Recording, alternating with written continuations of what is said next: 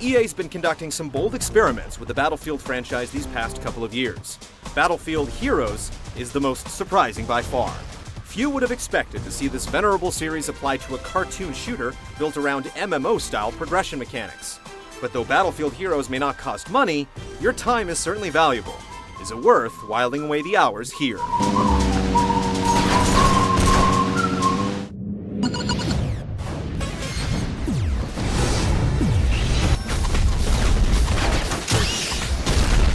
Battlefield Heroes' slapstick war is waged between two sides, the Royal Army and the National Army.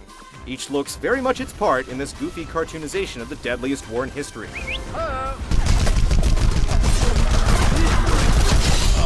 Who knows why they're fighting? All that matters is that you eradicate the opposition and taunt them after doing so with some well-timed emotes.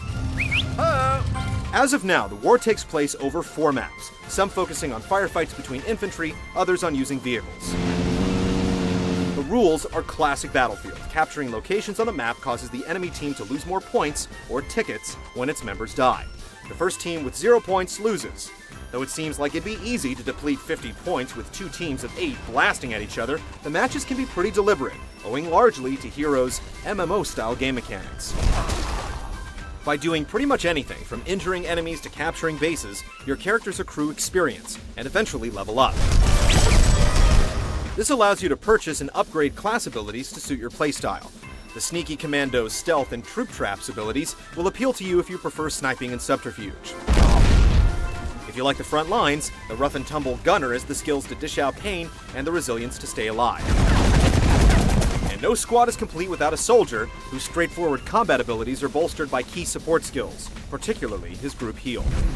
EA is banking on you growing fond enough of your custom character to eventually drop some real money on personalizing him.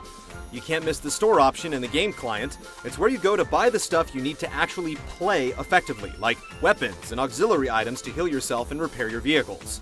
Apart from these, though, which you buy with Valor points earned during matches and from completing achievement-like missions, you'll see stuff on sale for battle funds. These cost real money, and so far all they can get you are special outfits, emotes, and metagame buffs that increase your advancement rate.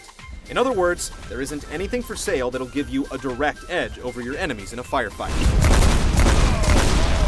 It's anyone's guess how the microtransaction element will play out over time. EA has talked big about its plans for Battlefield Heroes, so it wouldn't be too surprising to see the game's commercial implementation develop as it grows in breadth.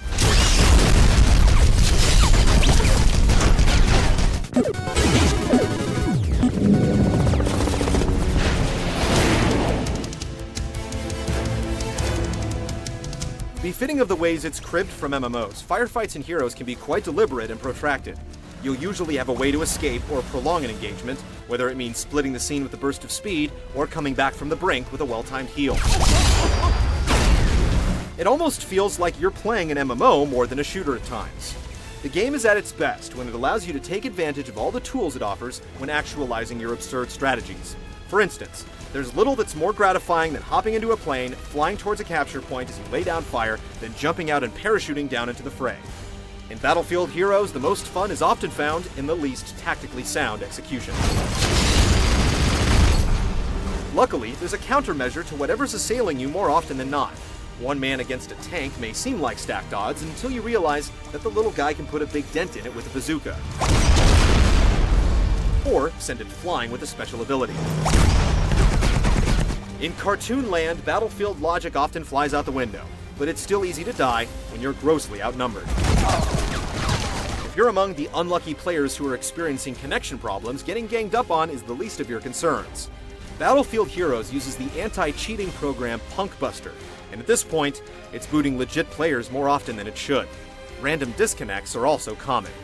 Here's hoping that DICE sorts out these issues soon.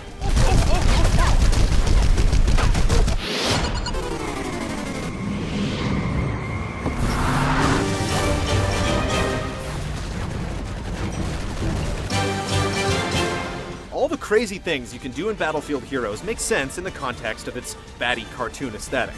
The characters are expressive, and often aggravatingly so when you're on the receiving end of an emoted taunt.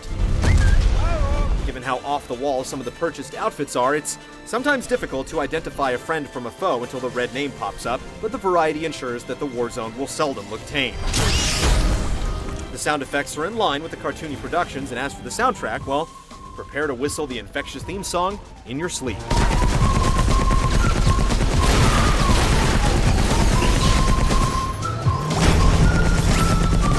You may not be able to argue with its price, but you'll certainly be surprised with how addictive Battlefield Heroes can be. As a starting point for EA's experiment with the free-to-play model, it's astonishingly well realized, and it can only grow from here. You may get tired of the same old maps after a while, but in quick, 1-hour bursts, you'll have a blast with Heroes.